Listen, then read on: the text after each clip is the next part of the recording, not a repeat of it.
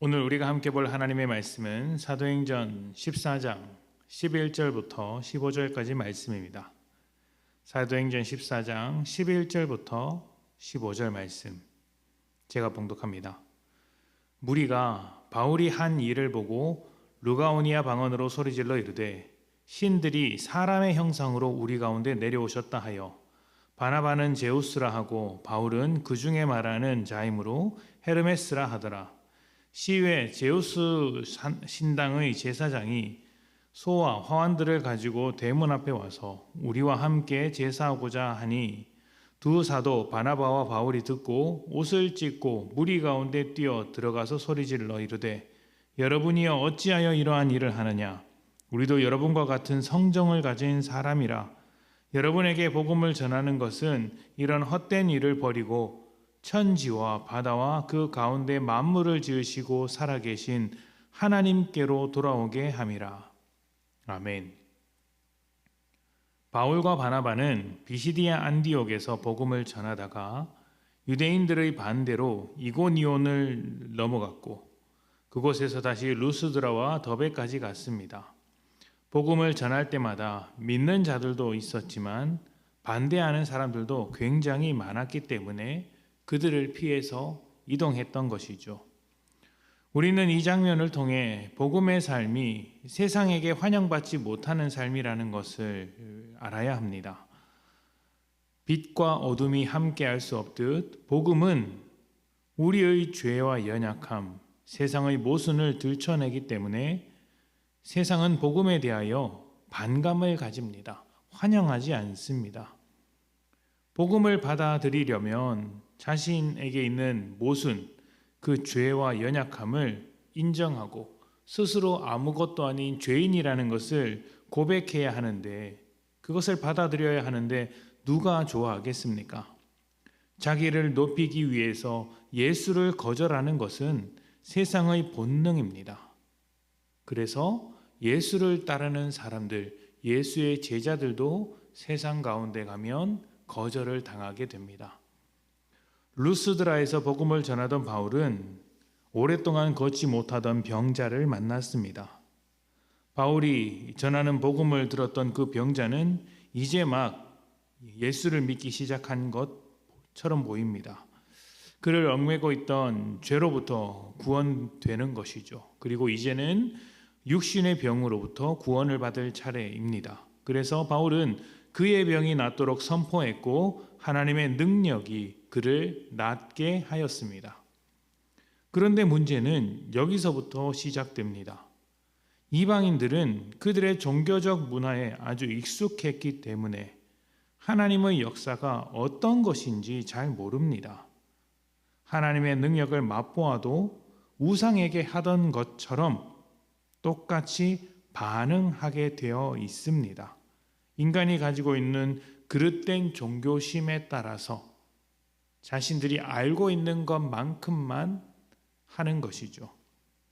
사람들은 바나바와 바울을 신의 현현, 제우스와 헤르메스가 현신한 것으로 생각했습니다. 그리고 제우스를 섬기는 제사장이 소와 꽃을 가지고 바치며 제사를 준비했습니다. 이 장면을 보는 바나바와 바울이 얼마나 황당했을까요? 또 얼마나 놀랐으며 얼마나 답답했을까요? 하나님께서 사람으로 오신 예수님에 대한 이야기를 잘못 이해해서 벌인 일인지는 모르겠지만 바나바와 바울을 우상으로 섬기는 이 우상 숭배의 문화를 아주 민감하게 반응하며 경계했습니다. 그리고 그렇게 잘못된 우상의 문화로 바나바에게 접근한 사람들에게 한 번 더 복음으로 하나님을 소개하고 있습니다. 그런데 여기서 바울과 바나바가 경계한 것은 우상 숭배의 문화만이 아닙니다. 또 다른 것이 있는데 하나님을 원인과 결과, 조건과 결과의 법칙 안에서 이해하는 것입니다. 무슨 말이냐면 제사장의 반응과 사람들의 어떤 행동이 사실 원인과 결과라는 인과응보의 법칙에 매여 있었다라는 것이죠.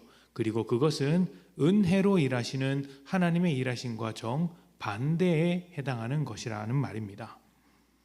사람들이 두 사람을 신으로 떠받들며 제사장이 찾아오고 제물을 바치고 제사를 드리려고 했던 이유가 무엇일까요? 바나바와 바울을 잘 섬기고 대우해 주면 병자를 고친 것과 같이 필요한 것을 얻을 수 있을 것이라 생각했던 것입니다. 이것은 관계라고 말하지 않고 거래라고 합니다. 준 만큼 받는 기브 앤 테이크입니다. 그런데 이 기브 앤 테이크, 준 만큼 받는 것이 세상의 법칙일 수는 있어도 하나님의 뜻은 아닙니다. 왜냐하면 하나님은 우리와 관계를 맺고 싶어 하시기 때문입니다. 하나님은 이 관계를 위해 은혜를 베푸십니다. 원인과 조건을 따졌다면 구원받을 자가 아무도 없습니다. 그래서 원인과 결과라는 오해를 피하기 위해 이렇게 하나님을 소개합니다. 17절인데요. 우리가 읽은 본문 너머에 있는 17절 말씀에 이렇게 이야기합니다. 그러나 자기를 증언하지 아니하신 것이 아니니 곧 여러분에게 하늘로부터 비를 내리시며 결실기를 주시는 선한 일을 하사 음식과 기쁨으로 여러분의 마음에 만족하게 하셨느니라 하시고.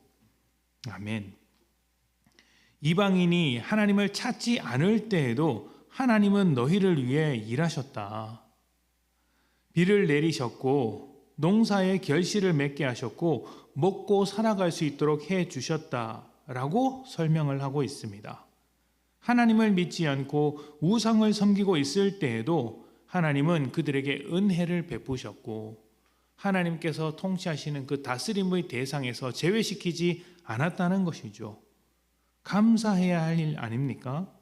그런데 지금 이방인들이 하고 있는 일이 재물을 싸들고 열심과 열정이라는 조건을 들이밀면서 거래를 하려고 하고 있으니 이러한 사람들 앞에서 은혜와 복음이 왜곡되지 않도록 아주 급하게 민감하게 반응하고 있는 것입니다. 믿음은 우리의 열정과 열심을 내세우는 것이 아니라 우리의 연약함을 덮고도 남는 하나님의 사랑을 고백하는 것입니다.